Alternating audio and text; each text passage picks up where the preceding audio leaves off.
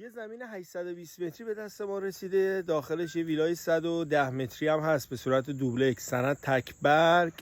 یک جای بسیار بهشتی، یک جای بسیار بسیار زیبا، سکوت، کسایی که دنبال آرامش و دور از این هیاهو باشن.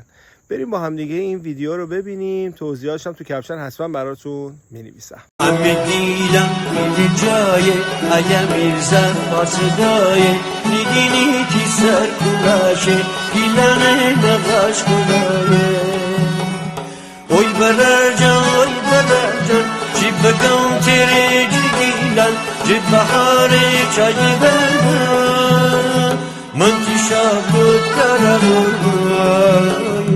من تی شب دارم